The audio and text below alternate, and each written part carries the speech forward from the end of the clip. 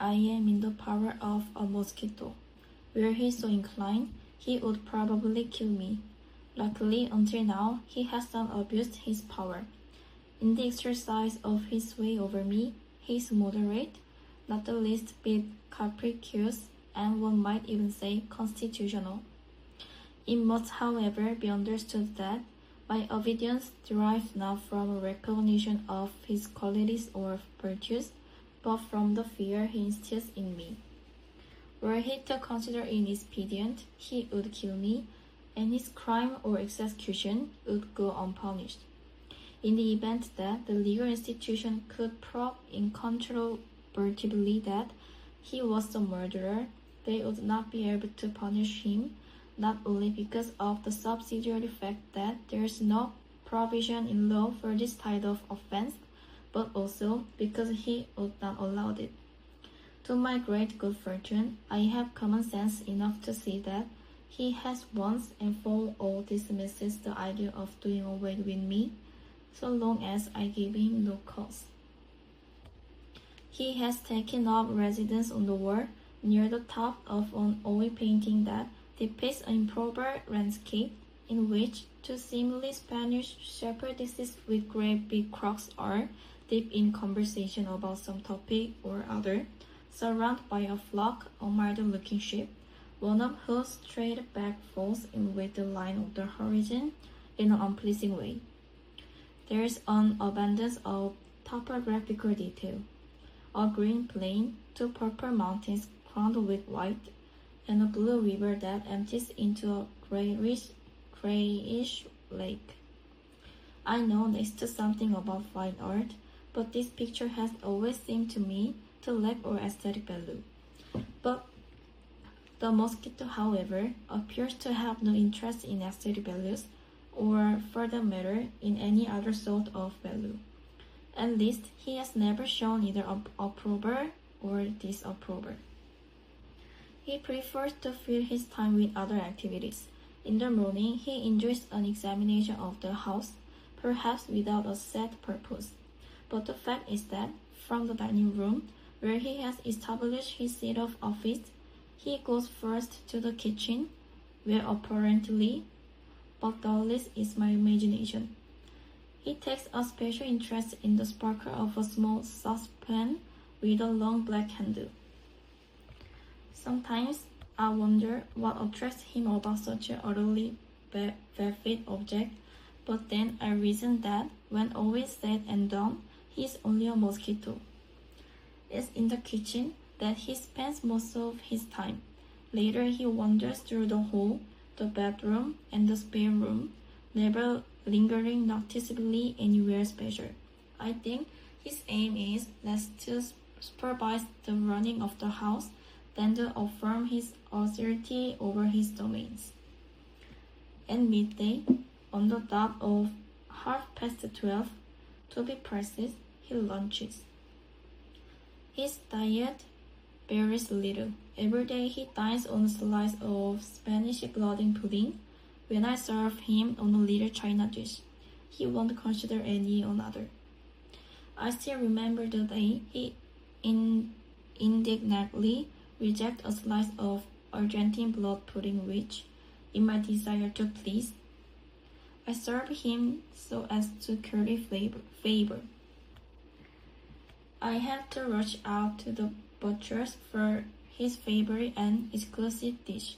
As soon as I've left his meal on the table, I have to wait through, since he doesn't like anyone there when he's eating. I am not altogether without wit, and occasionally, when I have nothing very important to attend to, I spy on him through the keyhole. In point of fact, this is a little foolish thing to do, for I have to admit there's nothing especially remarkable in what I see. The moment the mosquito is certain that I have left the dining room, he descends in the unhurried manner that occurs with his position and alights on the china dish. Then he sticks his snout into pudding and slowly and urgently sips the blood. disdaining brusquely the piece of nut that distinguished Spanish blood pudding from Argentine. No part of this activity differentiates him from any other mosquito in the world. Lunch usually takes 2 or 3 minutes. Actually, I lied when I said that I watched him only when I have nothing more urgent to do. The truth is that I spy on him every day. It is a source of fascination to glimpse into private lives of those in power. Once he has satisfied his hunger, he is overcome by lassitude and heaviness and apparently cannot return to his residence beside the ship picture. At this point, he prefers a bit of nap on the baseboard at exactly the spot where the paint has begun to flake. He wakes up at around 5, making no further sorties through the house at this time. He sits beside the picture and stays there until dinner. With regard to these details, I assumed wrongly that my precise knowledge of his daily habits would prove useful in reading myself on him. I tried it only once. It turned out so badly I never dared try again. Events. It pains me even now to remember them. Transpire in the following way. On that occasion, it seems to me that his lunch had lasted longer than usual, and that the mosquito was particularly blood. I slipped on my shoes and, arming myself with one of them, approached it as noiselessly as possible, my heart in my mouth, until I stood over the baseboard where he slept or pretended to sleep. Blinded momentarily by arrogance, I honestly believed I could easily crush him against the wood of the baseboard with my shoe. But just as I was in the act of delivering the fatal blow, he took to the air with a speed not devoid of majesty and hurled himself in my face. Screaming with fear and half out of my mind, I set off in flight through the house. How quickly he flew, how skillfully he disguised himself against the dark background, how slight was his persecution, how many the obstacles that prevent my moving with the speed my perilous situation demanded. I tried to turn the key in the lock so as to open the door and flee my house forever, but this simple operation was impossible. The mosquito gave me no time. The key wouldn't turn. My fingers seized up. I ran right through the whole house. I ran unable to put a closed door between him and me.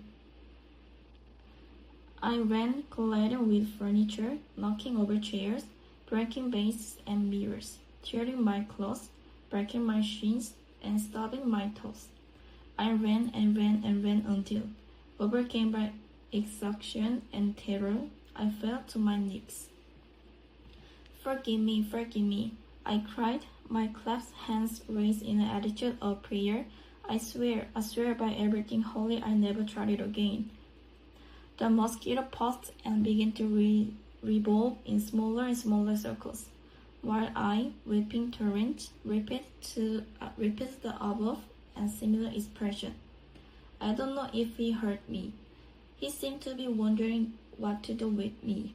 He had to make an important decision, for which, doubtless, he needed the reflection that only calm and quiet can provide.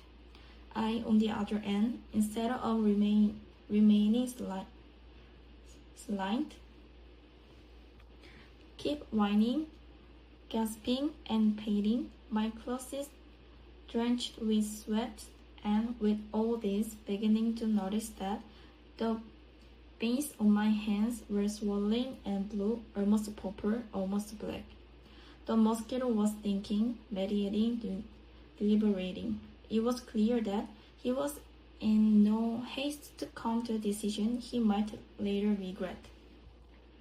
He circled and circled, each time more slowly, as if he were going to stop. But the irritating thing was that he did not stop. This state of affairs lasted for more than half an hour, while I, with dejected countenance, eyes full of tears, and trembling from head to foot, awaited his verdict and sentences, which would be delivered at the same time. Looked through the window at the blurred shape of the bricklayers at work on the construction site across the street, thinking that they were enjoying a world of sunshine, fresh air, buckets, and simple bricks, a world where there was no place for the sinister, all-powerful mosquito who was about to deliberate on my life or death. In the end, the mosquito was merciful. With unhonorable relief, I saw that he was slowly making his way back to the baseboard. He displayed not a trace of self-importance, but he could be sure that never again would I dare harm him.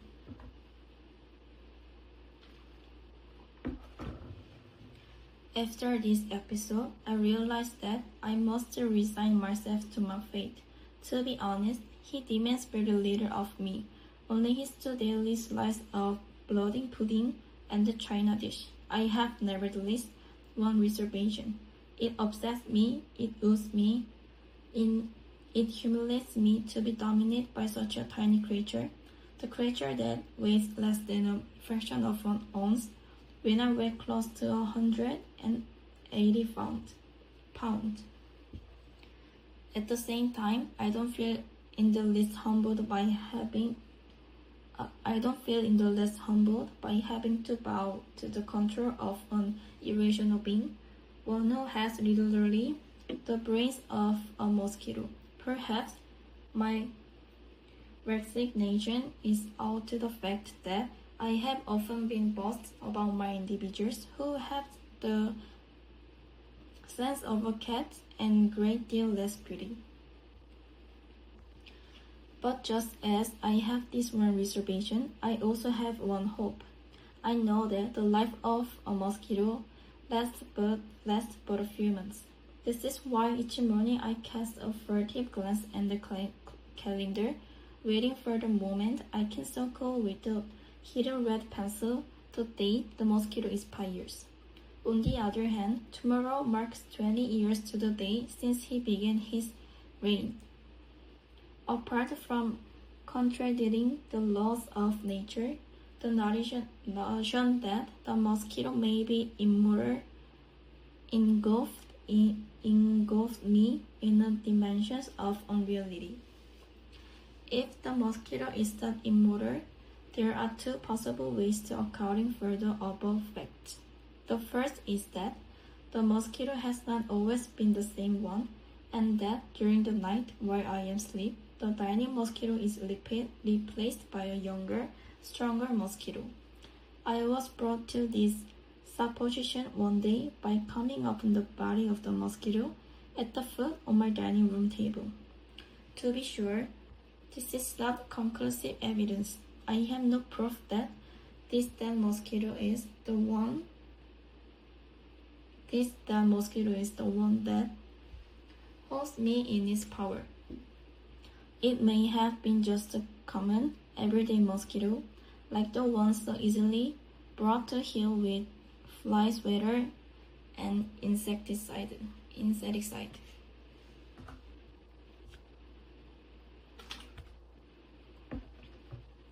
The second possibility excludes the first. The all-powerful one might be the dead mosquito, and the mosquito beside the ship picture a mere usurper with no power whatsoever, whose authority is based on the simple fact of the office he holds and his resemblance to his predecessor. But since this argument does not explain my 20 years of domination, I must assume that the usurper mosquitoes are many and effect their substitution in an orderly fashion. Anyway, be that as it may, I cannot afford to be entirely convinced of this. It could prove better. Meanwhile, as I can't do anything, days, months, and years go by. Growing old, withering away in the grief of my own anxiety, and to this very day, dominated by a mosquito, I'm still waiting for a resolution.